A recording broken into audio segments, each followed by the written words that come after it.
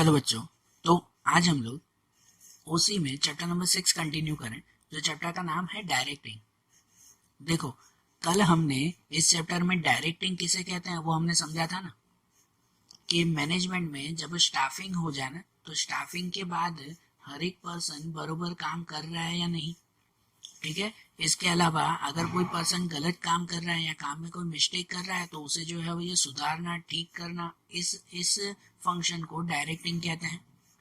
Directing के characteristic, इसके अलावा एडवांटेजेस, वो हमने कल समझे थे।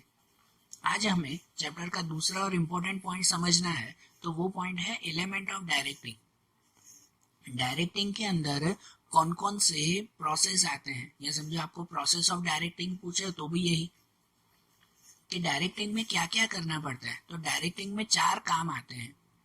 डायरेक्टिंग करना मतलब खाली लोगों पे नजर रखना इतना नहीं, उसके अंदर ये 4 काम आते हैं, जिसमें आता है supervision, motivation, leadership and communication.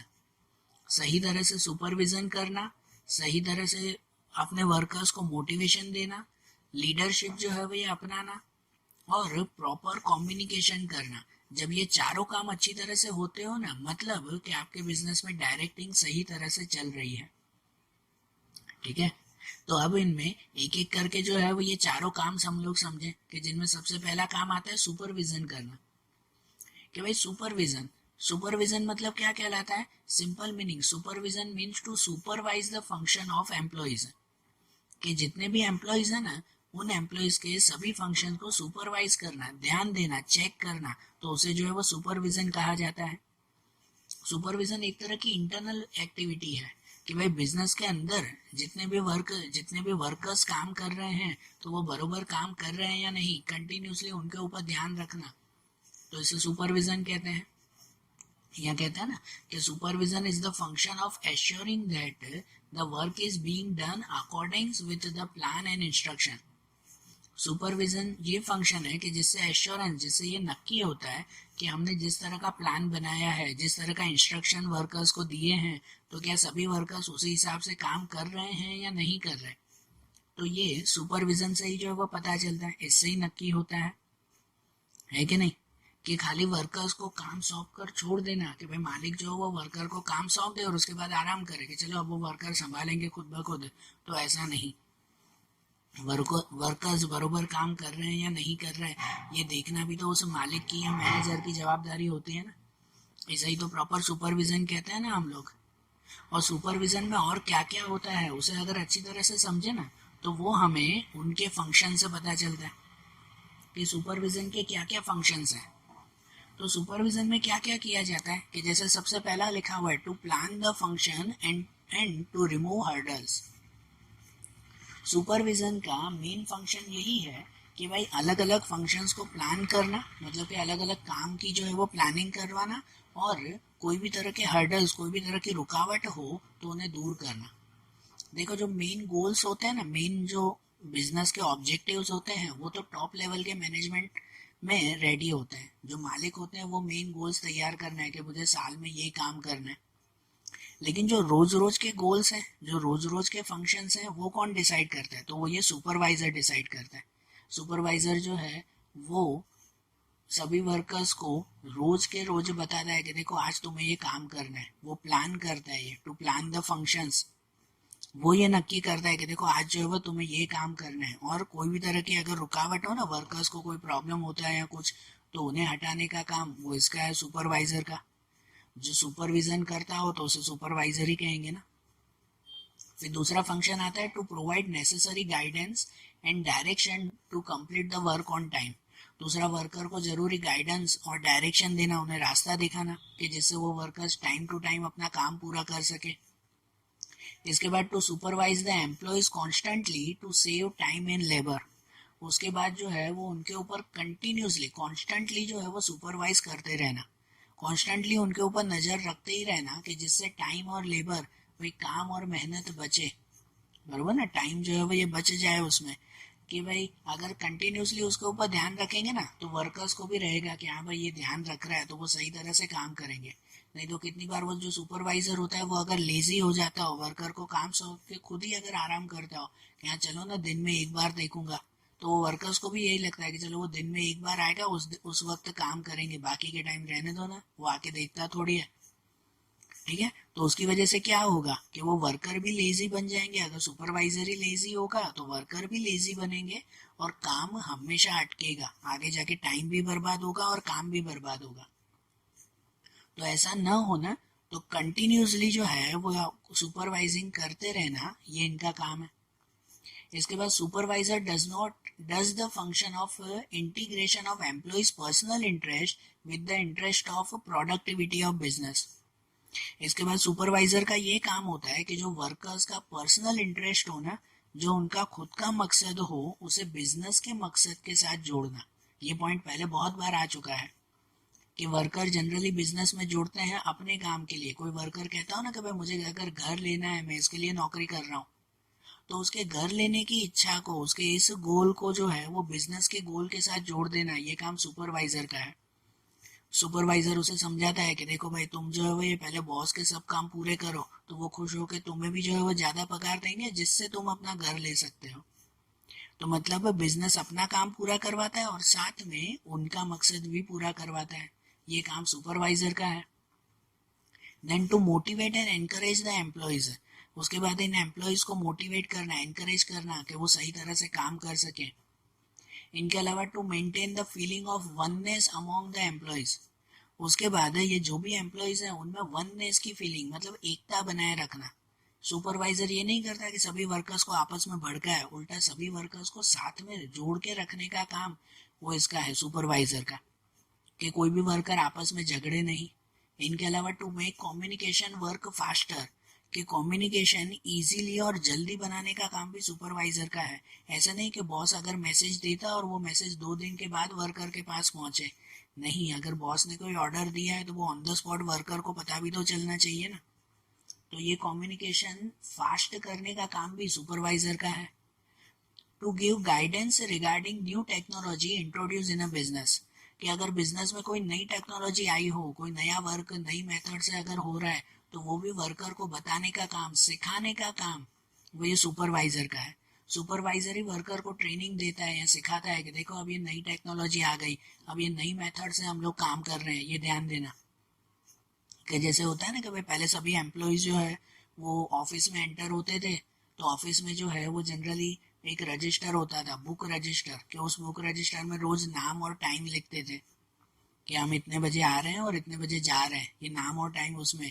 अब भाई नई टेक्नोलॉजी आ गई कि दरवाजे के बाहर ही जो है वो फिंगरप्रिंट सेंसर लगा दिया कि सभी वर्कर आते के साथ खाली वहां पे फिंगरप्रिंट लगा दे तो पता चल जाएगा कौन सा वर्कर कितने बजे आया है।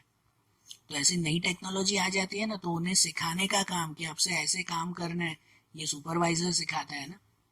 इनके बाद to maintain discipline among the employees, employees के बीच में डिसिप्लिन रखना कि सभी एम्प्लॉयज अच्छी तरह से डिसिप्लिन से काम कर सके, ये भी सुपरवाइजर समझाता है।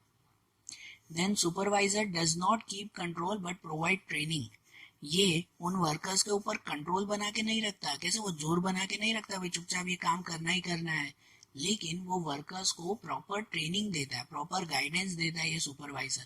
मतलब सुपरवाइजर का वर्क वो नेगेटिव वर्क नहीं है, एक तरह का पॉजिटिव वर्क है कि कोई भी गलत काम करे तो उसे डांटना वगैरह नहीं, लेकिन उसे समझाना कि भाई देखो ये गलती हुई है, अब आगे से जो है वो ये काम इस तरह से करना। इसलिए तो ये कहा जाता है कि supervisor is a friend, philosopher and guide for employees, कि सुपरवाइजर उनके एम्प्लॉयज के लिए वो दोस्त भी बन के रहता है, एक फिलोसोफर भी बन के रहता है और एक गाइड भी, बरोबर। तो ये सुपरवाइजर का जो है वो वर्क हुआ ना। डायरेक्टिंग में सबसे पहला काम यही आता है सुपरविजन का, और सुपरविजन का काम अच्छी तरह से हो जाए ना, तो डायरेक्टिंग का चैप्टर में जो हमने देखा कि डायरेक्टिंग का दूसरा वर्क आता है, वो आता है मोटिवेशन देना। ठीक है, दूसरा वर्क क्या आता है, तो मोटिवेशन का वर्क आता है कि कोई भी बिजनेस में डायरेक्टिंग में अगर मोटिवेशन ना होना, तो शायद वो एम्प्लॉयज कभी भी अच्छी तरह से काम ना कर सके। आप सबको भी पता है कि भाई मोटिवेशन हर किसी के लिए जो है वो कितना जरूरी होता है, कि अगर वर्कर्स को जो है वो मोटिवेशन मिले ना, तो वो और अच्छी तरह से काम करते हैं। लेकिन अगर वर्कर को डीमोटिवेट किया जाए या उनके ऊपर ध्यान ही न दिया जाए, वर्कर को इग्नोर किया जाए तो उनके काम करने की कहते हैं ना इच्छा ही मर जाती है। वो कहेंगे छोड़ो ना यार, बॉस को तो फर्क पड़ता ही नहीं है, मैं कितना भी अच्छा काम करूँ या बुरा काम करूँ, वह उसे तो कोई फर्क ही नहीं पड़ता, तो मैं काम ही क्यों करूँ, इससे अच्छा छोड़ो ना, मैं बैठा रहता हूँ। ऐसा हो जाता है ना कंडीशन फिर। तो इसीलिए मोटिवेशन देना भी वर्कर्स को बहुत ज़्यादा ज़रूरी है। ठीक है, वर्कर्स की क्या होते हैं पता है, एक एक यहाँ पे आपके टेक्स्ट बुक में भी एक बहुत अच्छा ये सेंटेंस लिखा हुआ है कि वर्कर्स की है ना कैपेसिटी अलग होती है और उसकी विलिंगनेस अलग होती है। हर वर्कर की कैपेसिटी तो होती है कि हाँ भाई वो इतना काम करेगा, लेकिन अगर विलिंगनेस हो ना, विलिंगनेस मतलब कि इच्छा शक्ति, कि अगर इच्छा शक्ति हो ना तो शायद इंसान अपनी कैपेसिटी से भी बाहर का काम कर जाता है। आप लोगों को भी पता है कि चलो भाई आप लोगों की काम करने की क्षमता है एज ए स्टूडेंट, कि भाई वो दिन के जो है वो 6 घंटे पढ़ाई कर सकते हैं, ये कैपेसिटी है। लेकिन फिर अगर विलिंगनेस ना हो ना, इच्छा ना हो ना, तो वो 6 घंटे के आप 1 घंटे भी नहीं बैठ पाओगे।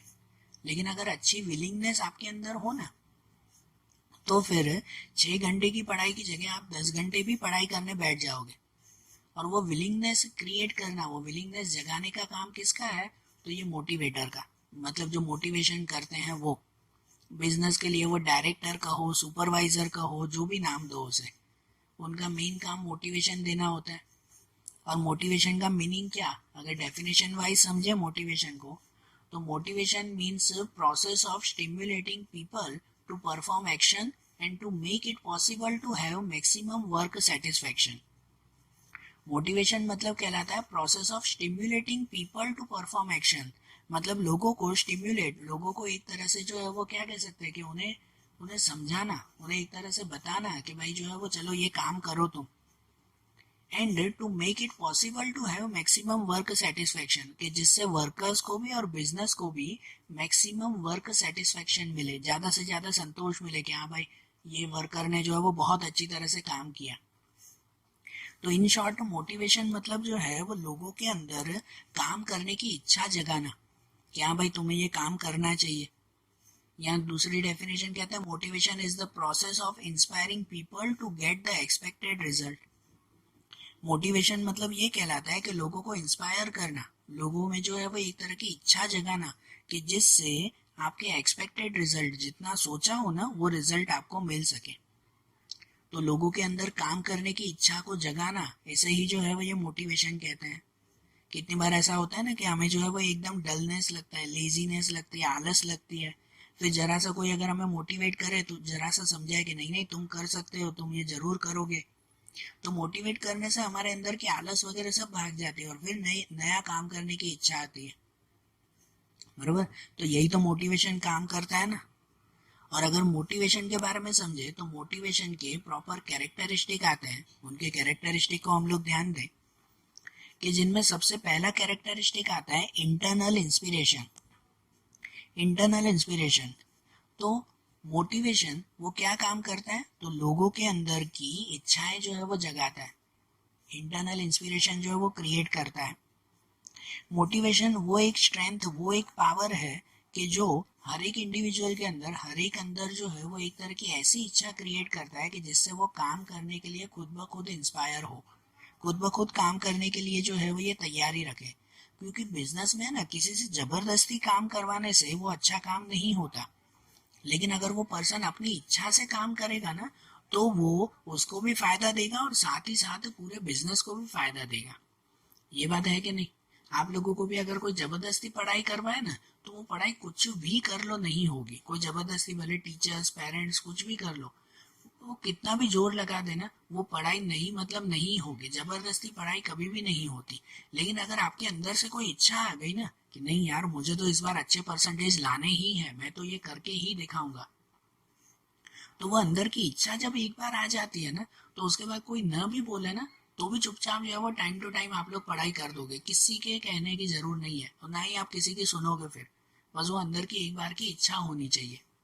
अगर वर्कर्स में भी बिजनेस की बात करें, तो अगर वर्कर्स में भी जो है वो एक बार अंदर की इच्छा आ गई ना कि नहीं यार मैं ये काम करूंगा ना, तो देखो बॉस को भी फायदा होगा और मुझे भी जो है वो अच्छा खासा बोनस मिल जाएगा, तो वो अपनी इच्छा से काम करेगा ना, तो वो सबको फायदा मिलेगा। और उनके अंदर की यही इच्छा जगाने का काम वो ये मोटिवेशन करता है।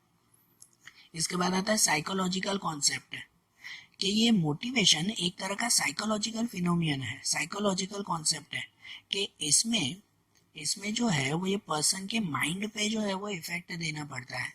पर्सन की ताकत भले कुछ भी हो, लेकिन उसके माइंड की ताकत, उसके माइंड पावर को जो है वो ये बढ़ाने का काम वो जैसे मोटिवेशन करता है। और इसमें है ना, सबका जो है वो समझो हर एक पर्सन के लिए उनका मेंटल स्टेटस, उनका माइंड पावर अलग अलग होता है, और इसी वजह से जो है वो उनके अंदर ये मोटिवेशन क्रिएट करने की प्रोसेस भी समझो सबके लिए अलग अलग होती है। अब जैसे जो सुपरवाइजर होता है या जो डायरेक्टर हुआ, वो सबको जब मोटिवेशन देता है ना, तो सबको एक जैसा मोटिवेशन चलता नहीं है। तो मोटिवेशन देने के लिए जो है वो अगर किसी को ये कहा जाए, खाली उसे बोलकर इंस्पिरेशन दिया जाए कि तुम तो कर सकते हो, देखो तुम तो बिल्कुल ये करके दिखाओगे, तो कोई एक पर्सन खुश हो जाएगा कि नहीं नहीं यार बॉस बोल रहा है भाई मैं करके दिखाऊंगा, मैं कर लूंगा। जबकि दूसरे पर्सन को कोई भी फर्क नहीं पड़ेगा, दूसरे पर्सन को उसके हिसाब से समझाना पड़ेगा, दूसरे पर्सन को शायद लालच दे के मोटिवेशन देना पड़े, किसी को ये कहना पड़े कि देखो यार तुम ये काम करोगे ना तो बॉस जो है वो तुम्हें आज के आज इतने रुपए ज़्यादा दे देगा, भाई ये जो है वो तुम्हें बोनस इतना ज़्यादा मिलेगा।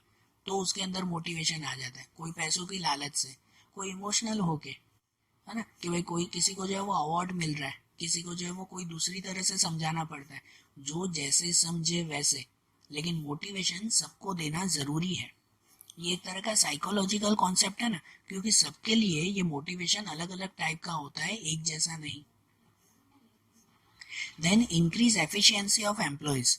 मोटिवेशन से एम्प्लॉयज की एफिशिएंसी बढ़ती है, मतलब उनके काम करने की क्षमता बढ़ती है। मोटिवेशन से उनके अंदर में जो है वो एक तरह का इंकरेजमेंट आता है, ठीक है ना, एक तरह का जोश आ जाता है, उनमें काम करने की इच्छा आती है कि नहीं अब तो ये मैं भी करके दिखाऊंगा। और उसी काम करने की इच्छा की वजह से उनके अंदर जो है उनकी काम करने की क्षमता, उनकी एफिशिएंसी भी ज़्यादा बढ़ती है फिर। Then continuous process.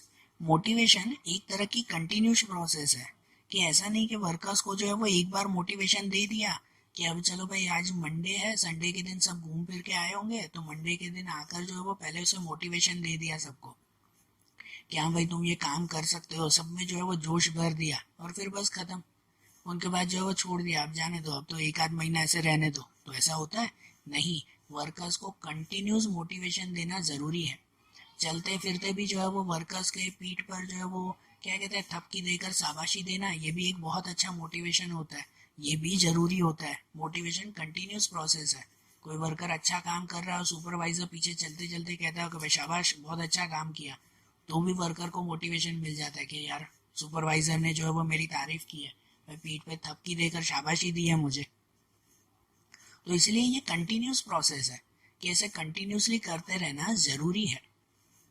Then reduction in labour turnover rate, कि ये जो है मोटिवेशन से लेबर टर्नओवर रेट भी कम हो जाता है। क्योंकि अगर सुपरवाइजर अपने वर्कर, अपने एम्प्लॉयज को कंटिन्यूसली मोटिवेशन देता रहेगा ना, तो वो एम्प्लॉयज को जॉब सेटिस्फेक्शन होगी। जॉब सेटिस्फेक्शन मतलब क्या, कि भाई उन्हें जो है वो काम करने में मजा आएगा, कि नहीं यार मुझे तो इस बिजनेस में काम करने में मजा आ रहा है, कि भाई यहाँ का सुपरवाइजर है ना वो मुझे हमेशा मोटिवेट करता रहता है ना, हमेशा मुझे जो है वो अच्छी बातें कहता रहता है। तो इसकी वजह से वो जो एम्प्लॉय, वो जो पर्सन होगा, वो कभी भी बिजनेस छोड़ के जाएगा नहीं, कभी भी आपका बिजनेस छोड़ के नहीं जाएगा। और अगर बिजनेस छोड़ के नहीं जाएगा तो इसका मतलब आपका लेबर टर्नओवर रेट कम हो जाएगा। ये लेबर टर्नओवर रेट मतलब हर साल आपको जो नए नए एम्प्लॉयज रखने होंगे, उसका खर्चा, उसकी प्रोसीजर, हमने स्टाफिंग में ये पूरी प्रोसीजर समझी थी। तो हर साल जो है वो नए नए वर्कर्स लाने की प्रोसीजर वो बंद हो जाएगी या कम हो जाएगी, क्योंकि वो वर्कर्स लॉन्ग टाइम तक आपके साथ जुड़े रहेंगे अगर उन्हें अच्छा मोटिवेशन मिलेगा तो। इनके बाद आता है achievement of goals. Achievement of goals, तो मोटिवेशन की वजह से ही जो है वो वर्कर्स का भी और बिजनेस के भी गोल्स टाइम टू टाइम पूरे होते हैं। वर्कर्स के गोल्स भी और बिजनेस के गोल्स भी जो है वो ये टाइम टू टाइम पूरे होते हैं, क्योंकि अगर वर्कर्स को मोटिवेशन मिलता रहा तो वो भी जोश के साथ जो है वो ये काम करेंगे, बराबर ना, वो भी जो है वो ये सही तरह से काम करेंगे। और अगर वो सही तरह से काम कर रहे हैं तो इसका मतलब कि भाई वो भी, उनके जो पर्सनल गोल्स होंगे वो पर्सनल गोल्स भी पूरे हो जाएंगे। और इसके साथ साथ जो है वो इनके साथ साथ अगर उनके गोल्स पूरे होंगे तो उसके साथ साथ जो है वो ये बिजनेस को भी फायदा मिलेगा, बिजनेस के भी जो है वो ये गोल्स कंप्लीट होंगे। ठीक है, फिर आता है वाइडर स्कोप। मोटिवेशन जो है वो एक बहुत बड़ा स्कोप है उसका। मतलब मोटिवेशन में जो है वो ये अलग अलग टर्म्स उसके साथ जो है वो ये जुड़ते हैं, कि जैसे मोटिवेशन के साथ लोगों की नीड, मोटिवेशन, डिजायर, इमोशन, उनके गोल्स, उनकी चॉइस, उनका विल पावर, उनका टेम्पटेशन, एगरनेस, ये सभी मोटिवेशन के साथ जुड़ा हुआ है। मतलब सिर्फ वर्कर्स का जो है वो मोटिवेट करना ही नहीं, लेकिन उनके साथ इन सब उनकी फीलिंग्स, उनके इमोशंस, इन चीज़ों का भी ध्यान देना ज़रूरी होता है। इन सब के थ्रू भी उन वर्कर्स को जो है वो ये मोटिवेट किया जाता है। फिर आता है adapting changes in a organisation. Motivation के थ्रू बिजनेस में, ऑर्गेनाइजेशन में कुछ भी चेंजेस आते हैं ना तो उसको इजीली एक्सेप्ट कर सकते हैं। वजह से नई टेक्नोलॉजी आ गई, ठीक है ना, नई मेथड अगर अब लोग अपना रहे हैं, तो अगर सुपरवाइजर मोटिवेशन के साथ सबको समझा रहा है ना कि देखो अब तो ये नई मेथड आई है, अब तो सबको और काम करने में मजा आएगा, काम जो है वो और इजीली हो जाएगा, ऐसा अगर मोटिवेट करके वो अगर सबको समझा रहा है तो जिससे सब इजीली जो है वो उसे एक्सेप्ट करेंगे। नहीं तो जनरली लोगों की माइंडसेट कैसे होती है पता है, कि भाई कोई भी उन्हें नई चीज दो ना तो उनका मुंह पहले बिगड़ता है। बिजनेस में कुछ भी नई चीज आ जाए ना वर्कर्स के लिए, कि देखो अब तो ये नई मेथड आ गई, तो सभी वर्कर का मुंह बिगड़ जाएगा, ये कि आप तो फिर नई तरीके से काम करना पड़ेगा। तो कोई भी वर्कर अच्छी तरह से काम नहीं करेगा। लेकिन वो सुपरवाइजर का ही काम होता है, या समझे डायरेक्टर का ही काम होता है, कि अगर वो वर्कर को मोटिवेट करते हैं ना कि देखो अब ये नया काम आया है, उसमें काम करने में और मजा आएगा, देखो तुम्हारा काम और जल्दी हो जाएगा, तो अच्छी तरह से समझा के मोटिवेट करके अगर वर्कर को बताया जाए ना कि देखो ये नया काम है, तो वो वर्कर्स भी और अच्छी तरह से काम करेंगे, और बेटर वे में जो है वो ये वर्क करेंगे वो। सही बात है ना। तो इसका मतलब कि मोटिवेशन की वजह से ही जो है वो बिजनेस में कोई भी तरह के चेंजेस आते हो ना, तो उन चेंजेस को इजीली एक्सेप्ट कर सकते हैं। ये भी मोटिवेशन से ही पॉसिबल है। एंड उसके बाद आता है to get cooperation and positive attitude. Motivation की वजह से ही जो है वो सभी एम्प्लॉयज को जॉब सेटिस्फेक्शन मिलती है, उन्हें एक तरह का जो है वो ये राहत मिलती है कि चलो मुझे काम करने में मजा आ रहा है। और इनकी वजह से उनका सबके साथ कोऑपरेशन बना रहता है, सबके साथ वो मिलजुल कर काम करते हैं, भले फिर वो लो लेवल पे हो या टॉप लेवल के जो कोई भी वर्कर्स हो, सबके साथ जो है वो ये मिलजुल कर काम करते हैं। मोटिवेशन उन्हें मिलता हो तो ही, अगर उनमें मोटिवेशन ना हो ना तो वो वर्कर सबके साथ झगड़ते रहेंगे, यार कोई भी बराबर काम नहीं कर रहा है, बॉस तो देखो बार बार यही बोले जा रहा है मुझे। सही बात है ना। एंड उनमें पॉजिटिव एटीट्यूड रहेगा, मोटिवेशन होगा ना तो वो हर चीज को एक्सेप्ट करेंगे, हमेशा पॉजिटिव रहेंगे। कोई भी अगर प्रॉब्लम आएगी तो उसको पॉजिटिवली सॉल्व करेंगे, कि भाई गुस्सा नहीं करेंगे, चिढ़ेंगे नहीं। नहीं तो अगर उन्हें मोटिवेशन नहीं मिलेगा तो जरा सी प्रॉब्लम भी आ गई तो भी कहेंगे कि यार छोड़ो ना, इस तो काम करने में मजा ही नहीं आ रहा है, देखो पूरा दिन बस यही चलता रहता है। तो वो हमेशा नेगेटिव रहेंगे अगर उन्हें मोटिवेशन नहीं मिलेगा।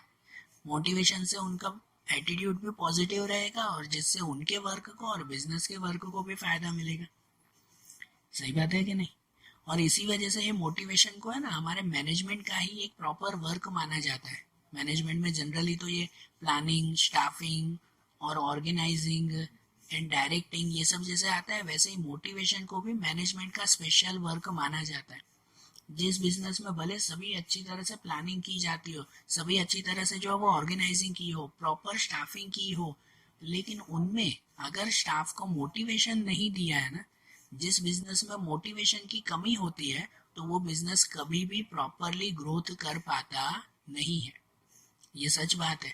और जिस बिजनेस में अगर मोटिवेशन रहेगा ना, जो बिजनेस का मालिक, भले वो छोटी सी दुकान हो या फिर जो है वो बड़े बड़ी कंपनी हो, जो मालिक अपने वर्कर्स की हमेशा तारीफ करता रहेगा, हमेशा पीठ थपथपाता रहेगा, हमेशा उन्हें मोटिवेट करता रहेगा, कोई गलती भी हो तो भी ये कहता रहेगा कि चलो कोई बात नहीं, आगे से ध्यान रखना कि हम लोग जो है वो इसे और अच्छी तरह से करेंगे। तो इस तरह से अगर कंटिन्यूसली अपने वर्कर को मोटिवेट करता रहता हो ना जो, तो वो बिजनेस हमेशा ग्रोथ करेगा। और जहाँ पे अगर कोई मालिक वो मोटिवेशन को इग्नोर करता हो और हमेशा अपने वर्कर को जो है वो डांटता रहता हो, चिल्लाता रहता हो कि तुम्हें तो ये काम नहीं आता, ऐसे कोई काम करते हैं, ऐसे अच्छा ऐसे काम करो, वो करो, तो वो बिजनेस, वो वर्कर तो काम करेगा ही नहीं, ये तो बात सही है, लेकिन उसके साथ साथ वो बिजनेस का प्रॉफिट भी अटक जाएगा, बिजनेस की ग्रोथ भी कभी नहीं हो पाएगी। ठीक है, तो इसलिए ये मोटिवेशन इतना ज़रूरी है ना। तो आज जैसे हमने ये फंक्शंस देखे ना, मोटिवेशन के कैरेक्टरिस्टिक भी देखे, और डायरेक्टिंग के दो फंक्शन हमने सुपरविजन और मोटिवेशन के बारे में समझा। अब वैसे ही इनके दूसरे दो फंक्शंस हम लोग कल के वीडियोस में देखेंगे। Okay, thank you.